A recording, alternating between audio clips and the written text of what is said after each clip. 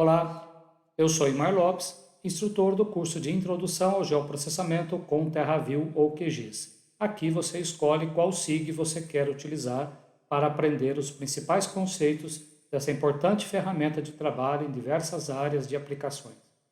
Muito bem, nós vamos aqui para a nossa segunda videoaula, aula 1B, onde vamos ver aqui uma introdução a SIG, dados e representações. Muito bem, inicialmente, qual o conceito que temos aí de mapa? Mapa nada mais é do que um modelo simplificado da realidade, porque praticamente é impossível representar os objetos da superfície da Terra com todas os detalhes que existem em cada objeto geográfico. Então, essa representação de um mapa, normalmente ela tem uma definição de uma escala e de uma seleção de entidades abstratas relacionadas com a superfície da Terra. Então, eventualmente, no traçado de uma curva de rio, você vai colocar alguns pontos para definir a curvatura ali do rio. Claro que numa escala de maior detalhe, você vai colocar mais pontos. Numa outra de mais detalhe ainda, mais pontos. Mas nunca você vai ter a representação fiel do que realmente representa aquela curva no terreno. Muito bem, os dados então existe aí uma modelagem de dados que se interpõe entre a realidade, os objetos da superfície terrestre, e a base de dados que realmente vai estar disponível no seu SIG. E aqui só como exemplo, um mapa de vegetação, onde a gente nota que existe uma fronteira aqui entre os tipos de vegetação. Mas a gente sabe que muitas vezes essa fronteira ela não é bem definida. Então, às vezes, existe ali uma mata de transição entre, por exemplo, a Mata Atlântica, por exemplo, para Cerrado. Então, não existe uma fronteira fiel, nítida, entre esses dois alvos. E aí você acaba tendo que tratar o mundo de forma contínua e não de forma discreta como está aqui. Então essa, inclusive, é um dos potenciais aí na hora de se trabalhar com o geoprocessamento. Bom, o universo do mundo real, como a gente vai tratar os dados no computador, depende da natureza dos dados e das diferentes fontes de dados que você tem para trabalhar com o geoprocessamento. E esses dados a gente vai ver que eles são organizados em camadas, ou planos de informação, nível, layer, ou simplesmente mapas. Então, cada camada do seu SIG ali vai representar um tipo de dado. E esses tipos de dados a gente pode categorizá-los aí em dados do tipo temático, cadastrais, mapas de redes, modelos numéricos de terreno, ou imagens de sensores remotos. Então, no exemplo aqui da figura, eu tenho aí cada camada, a divisão política é um nível, o mapa de elevação com as curvas de nível é outro nível, a rede de drenagem é outro nível. A gente costuma separar por temas as diferentes camadas de um SIG. Muito bem, então esses tipos de dados, os temáticos, numéricos, imagens, cadastrais e redes, vamos ver um pouquinho sobre cada um deles.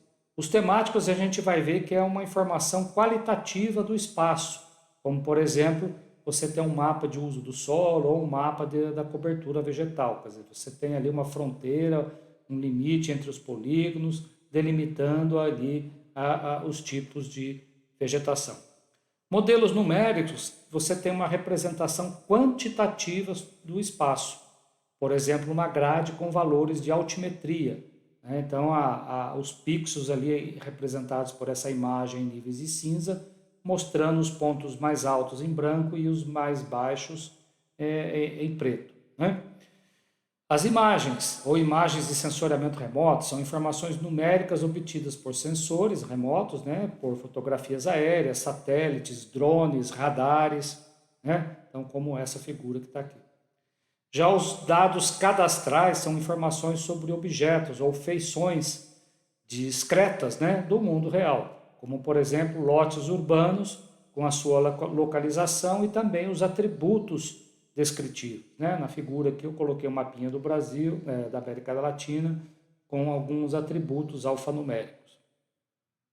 E um mapa de rede, informações também sobre objetos discretos em forma de redes, isso é, linhas e nós conectados, definindo, por exemplo, uma rede elétrica, uma rede de logradouros, de ruas, e eu poder perguntar, por exemplo, como é que eu faço para ir de um ponto a outro da cidade. Então, nesse momento, além de considerar o comprimento das linhas, né, que serão percorridas, teria que considerar também o que a gente chama de impedância, né, que vai definir o fluxo, se ele é do nó inicial para o final ou do final para o inicial. Isso é, se uma rua tem mão dupla ou mão simples, né? Muito bem. Os dados cadastrais, ele é aquele que contém as informações então sobre os objetos discretos no mundo. Ele tem uma referência geográfica que é dada por uma geometria. A gente vai ver que essas geometrias é ponto, linha ou polígono, né? Então, como exemplo, eu coloquei aqui um mapa de países, de lotes, propriedades rurais, né? Você tem então a geometria com algum atributo associado. Já os mapas temáticos, a distribuição qualitativa da grandeza, né, ou do atributo em estudo, e esses valores da grandeza podem ser nominais, como, por exemplo, uma lista de valores, definindo, por exemplo, as classes de vegetação. Então, cada cor aqui representa um tipo de vegetação, né? E ordinal, por exemplo, se for uma escala de medida, como exemplo, né, fatias de declividade. Então, as cores aqui representam intervalos, né, de um geocampo numérico, né? Então, de 0 a 5 graus está numa cor, de 5 a 10 na outra cor e assim por diante.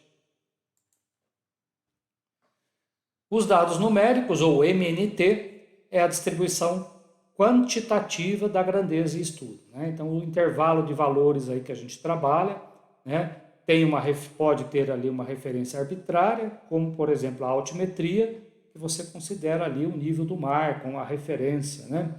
Batimetria, se você está fazendo alguma coisa, alguma medida abaixo da lâmina d'água, né? E, por exemplo, temperatura em graus Celsius, então, porque existe, né, uma referência arbitrária, né, para essa medida. Já a razão ou referência natural, como, por exemplo, o peso, né?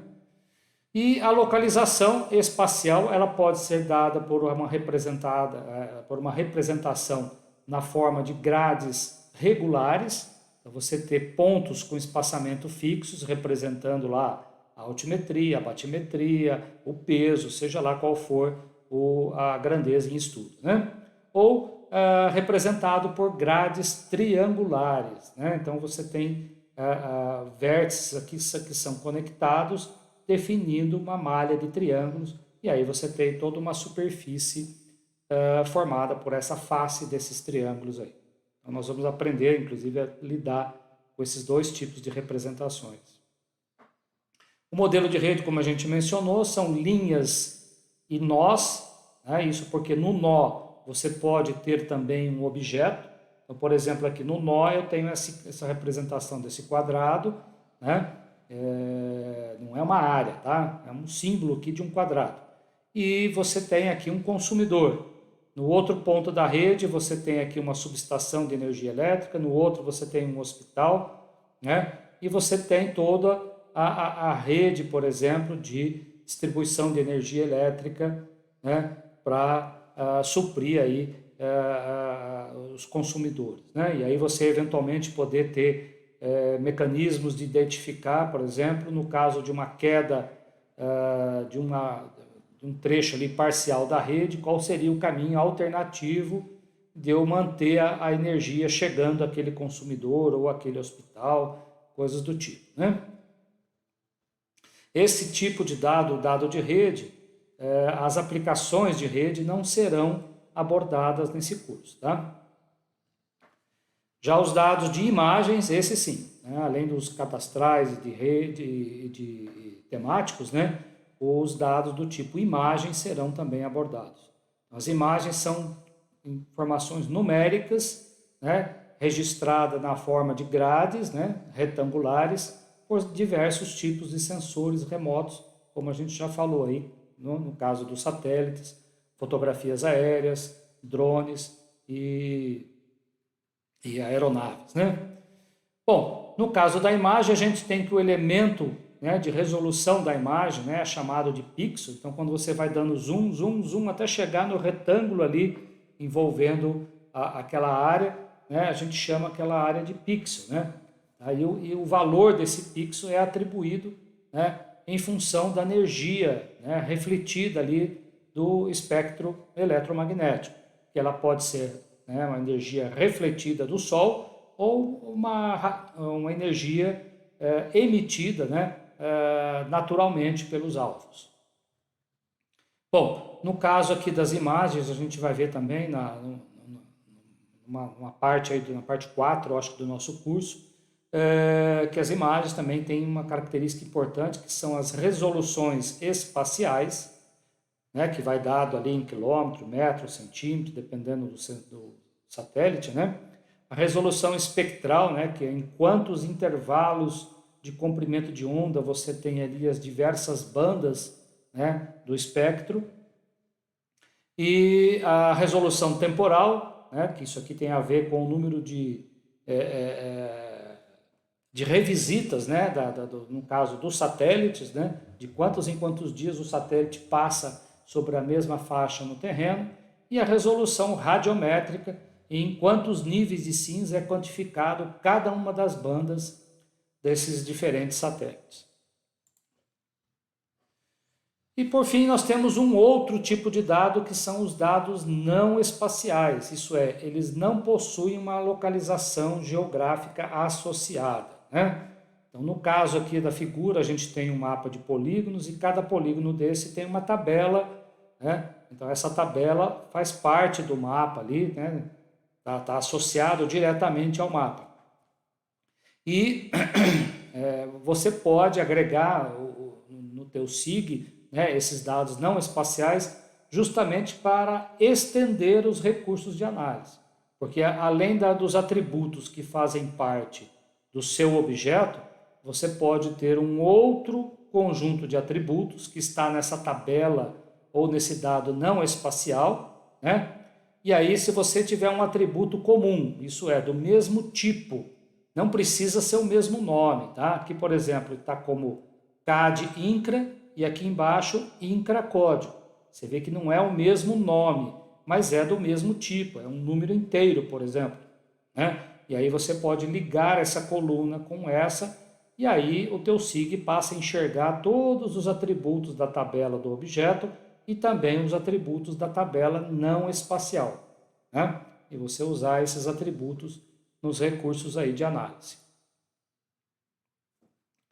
Resumindo aqui, né, o universo conceitual, né, dentro do nosso banco de dados geográfico, né, no nosso repositório de mapas, né, esses mapas são camadas ou planos de informações ou layers, né, e esses layers, então, eles são categorizados também em geocampos, é o caso do temático, do imagem de satélite, né, as imagens de sensoramento remoto, e modelos numéricos de terreno. Já os mapas de objetos ou de feições, né, é o exemplo do mapa cadastral ou do mapa de redes, né? Lembrando que esse mapa de objetos, então, ele tem uma tabela de atributos ali associada, né, que também faz parte do banco de dados, e eventualmente você pode, então, associar essa tabela de objetos a uma tabela de dados não espaciais e aí estender os recursos de análise sobre essa camada de um mapa cadastral ou uma camada de um mapa de redes. Então, esse aqui é o resumo do nosso universo conceitual, né? Agora, nós temos também o universo de representação. Então, esses 5 tipos de mapas aqui, eles são resumidos ou são representados por um SIG de uma maneira ou de outra. Isso é, ou ele é vetorial ou ele é matricial. No caso da representação vetorial, a localização e a aparência gráfica dos objetos são representadas por um ou mais pares de coordenadas. Isso é, você pode ter um único par de coordenadas, que é um ponto, ou um conjunto de pontos, né, que são várias vários pares de coordenadas, ou um ponto inicial, vários pares de coordenadas e um ponto final para fechar um polígono, né? O ponto inicial e final de uma linha e pontos intermediários, também são vários pontos ou vários pares de coordenadas conectados a um segmento aqui de uma linha. E as coordenadas e os atributos dessas geometrias, né, descrevem ali o objeto geográfico, tá?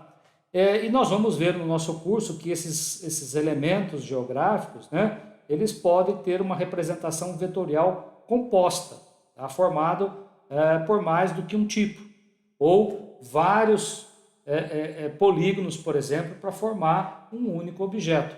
É o caso aqui dessa figura que eu coloquei aqui só para chamar a atenção. Por exemplo, como é que eu faria para representar a cidade de Ubatuba aqui no estado de São Paulo? Você vê que Ubatuba ele é formado por um polígono aqui do continente e é formado por várias ilhas que estão aqui no oceano, né? Então, você não tem somente um único polígono, você tem um polígono maior e outros menores. E aí você vai ter que dizer, em algum momento, que todos esses polígonos são do objeto chamado Ubatuba. Então, a gente vai aprender que se você tiver uma representação que a gente chama de multipóligon, né, você pode ter todos os polígonos representados num único registro na tabela dessa camada ou desse mapa. Caso contrário, você teria que ter vários registros ou várias linhas da tabela para representar cada um dos objetos desse mapa. A topologia, né? Nós temos aí os tipos de topologia que os dados vetoriais trabalham, né? Que é a topologia do tipo arco-nó. Então você tem ali uma rede de linhas conectadas e nós que representam a interseção dessas linhas, que são pontos iniciais e finais, e todas as linhas estão conectadas, porque se tiver alguma falha, tiver algum gap, algum buraco ali, né, você não tem a passagem de informação naquele segmento. É o caso, por exemplo, caiu uma ponte e você não tem como trafegar naquele trecho ali da sua rede. Arco-nó-polígono é a representação mais completa aí para mapas do tipo áreas, né? Mapa de município, mapa de distritos, coisas desse tipo. E aqui, então, a topologia do tipo arco-nó-polígono dá para perceber nessa figura aqui como que ela é definida, né? Então, para representar, por exemplo, o polígono A e o polígono B, a gente vai ver que a gente precisa aqui do quê? A gente precisa, no caso aqui do polígono A, né? Aqui, ó, polígono A, você precisa da linha L1, né? E precisa da linha L7. Então, está aqui, ó, L1 e L7. Você tem, do polígono A, você tem o polígono da esquerda, que é o polígono... desculpa, você tem aqui, é o polígono a linha, né? A linha L1, né? Ela é formada pelo nó inicial 1 e termina no 2. Então, o polígono da esquerda é o A, o polígono da direita é essa área externa toda aqui, né? E você tem, então, né, a representação também de nós. Então, por exemplo, no nó 1, você tem aqui a conexão da linha 1, da linha L7 e dessa linha L6. Então, essa é uma maneira, né, mais completa ou complexa aí de representar a topologia de arco-nó-polígono, né, e de maneira que essa linha L7 ela é definida, ela é traçada uma única vez no seu sistema de geoprocessamento. Então, internamente você tem a topologia dos nós, a topologia das linhas e a topologia dos polígonos, que é a conexão das linhas para definir as nossas áreas. Por fim, a representação matricial. O espaço é formado por uma superfície plana decomposta em porções do terreno chamada de células, ou pixels também, né?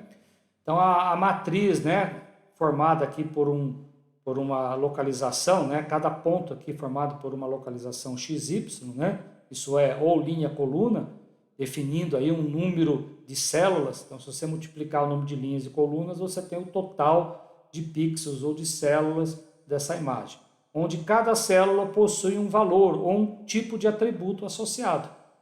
Então, a dimensão da célula a gente chama de resolução, né? Que é o tamanho dela representado no terreno. Né? Então, ela pode ser quadrada ou pode ser retangular. A maioria dos CIVs trata a resolução de forma quadrada, né? Um quadradinho perfeito.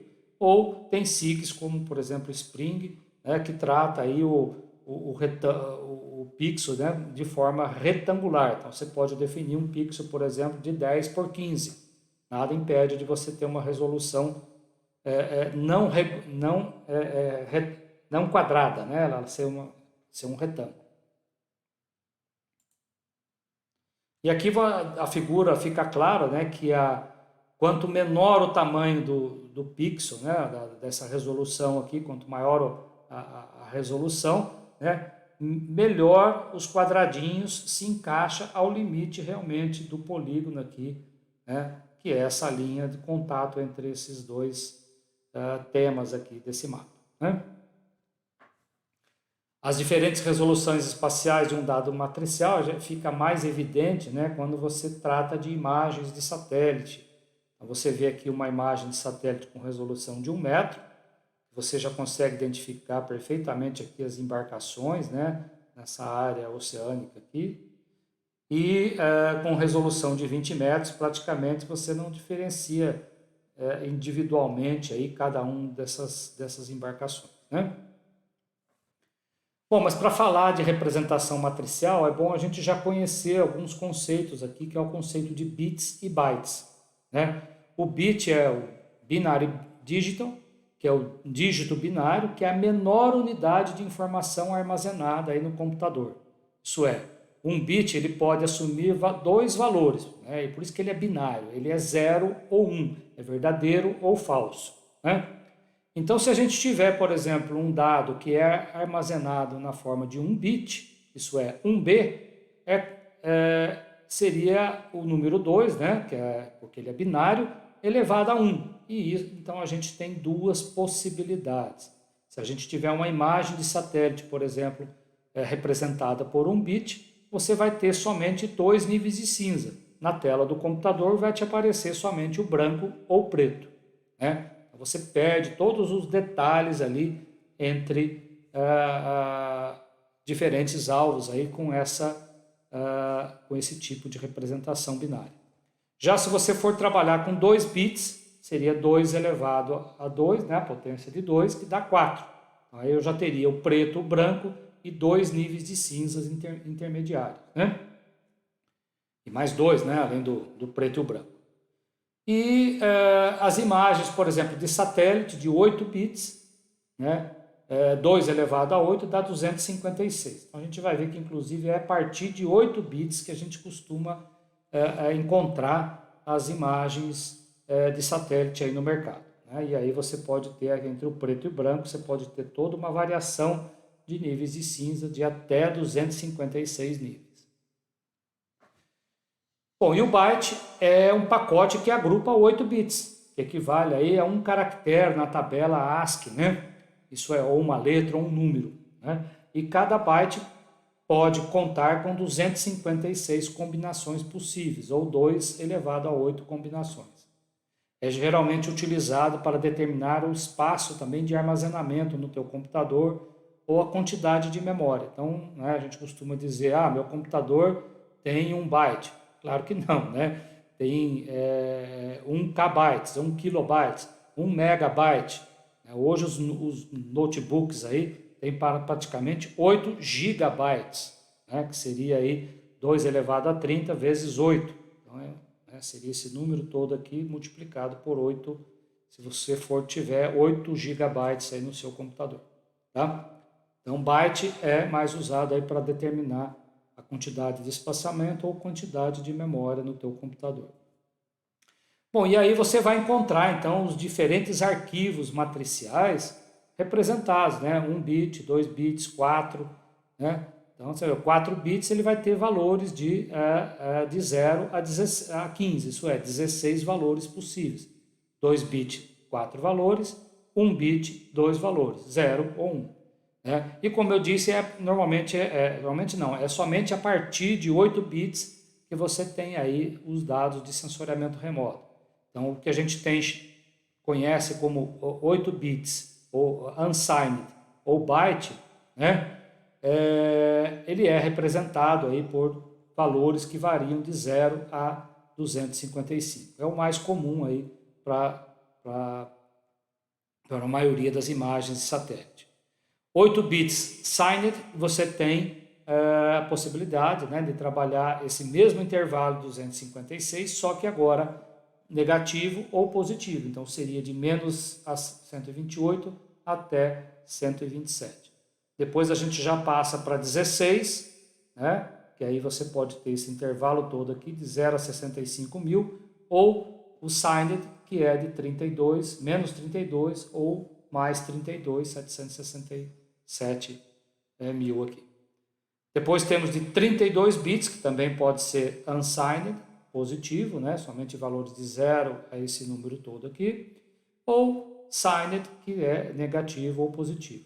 Tem o 32 bit float ou 64 bit, que aí você tem a possibilidade de guardar números enormes como esses daqui, ok? Então é muito comum aí na hora que vocês estiverem fazendo processamento com dados matriciais, alguma interface te perguntar qual que é o tipo do dado matricial que você quer de saída. É 8 bits, 16, 32, 64. Então, está relacionado a esse intervalo de valores aqui que você vai poder tá gerando ali para o arquivo de saída. Bom, e para terminar aqui a comparação entre mapas, né, a representação ali vetorial e matricial. Então a vetorial, a gente tem ela preservando o relacionamento topológico. A gente viu ali que uma linha ela pode ser a fronteira ali entre dois objetos. É a mais utilizada para associar atributos descritivos ali às geometrias de pontos, linhas e polígonos. E é a que tem melhor exatidão, né? Porque você define exatamente o espaçamento dos pontos para dar a forma ali do objeto. E também a eficiência de armazenamento. Se você pensar por uma mesma escala de trabalho lá, 1 para 10 mil, né? O mapa vetorial é armazenado muito mais eficiente, com muito mais eficiência do que esse mesmo mapa na representação matricial, que com certeza vai estar inclusive gastando muito mais espaço em disco. Então, o matricial também é usado para fenômenos variantes no espaço, que você pode ter toda uma superfície ali representando o teu fenômeno, né? Como, por exemplo, a temperatura, a altimetria, precipitação, qualquer coisa, né? De forma contínua no espaço. É mais adequado para simulação e modelagem, né? Fazer a geração de cenários, né? Como a gente viu na aula passada, né?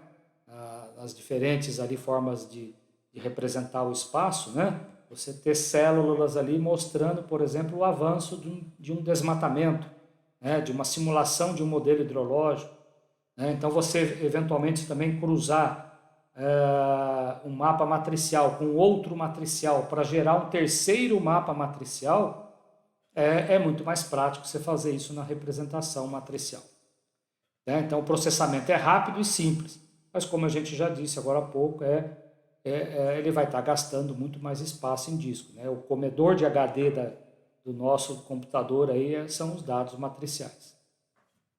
Aqui o exemplo de uma grade, né, dessa representação matricial retangular, né? Então você tem o espaço XY e um valor de Z, né? Então para cada ponto da tua grade você tem um valor associado.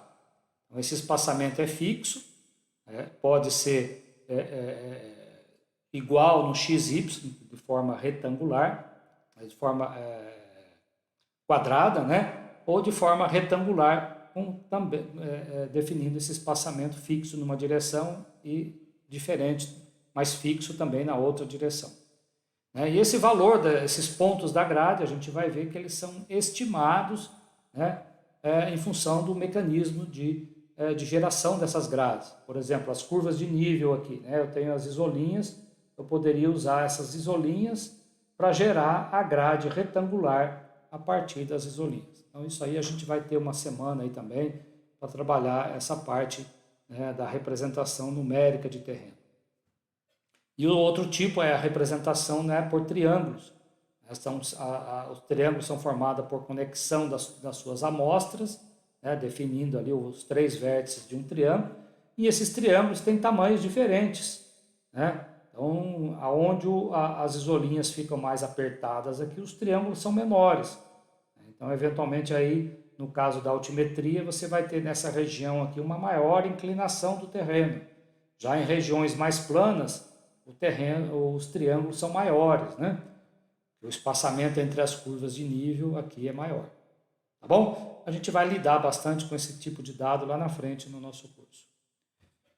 E para finalizar aí a representação de modelos numéricos de terreno, né? Ou ela é triangular ou retangular, algumas vantagens e limitações. As vantagens da triangular, que é uma representação para relevos complexos, né? Então para regiões onde a inclinação é maior, depois a inclinação muda, então você tem para relevos complexos é melhor a representação de grades triangulares.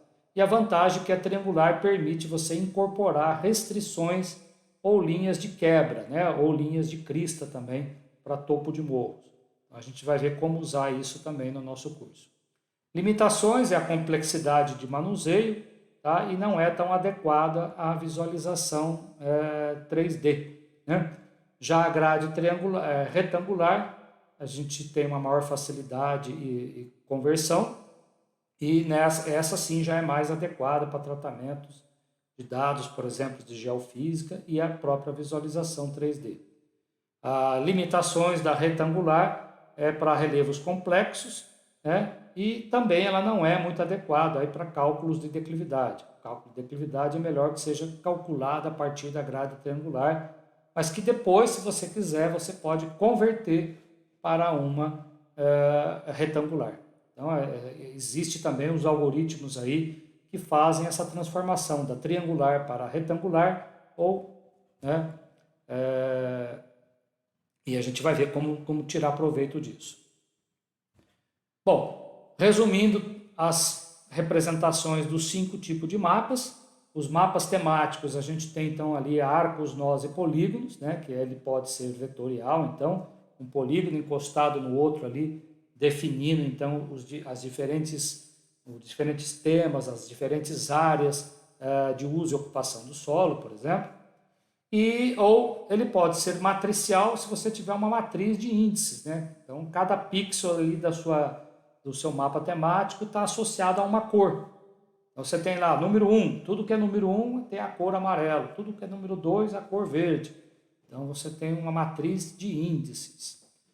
Já os dados cadastrais, né, arco, nó ou polígono, ou a topologia arco, nó, polígono, é somente vetorial, não tem a representação matricial para mapas de objetos ou mapa de feições. Mapa de objetos de redes, que é arcos e nós, também é vetorial, não tem a representação matricial do mesmo.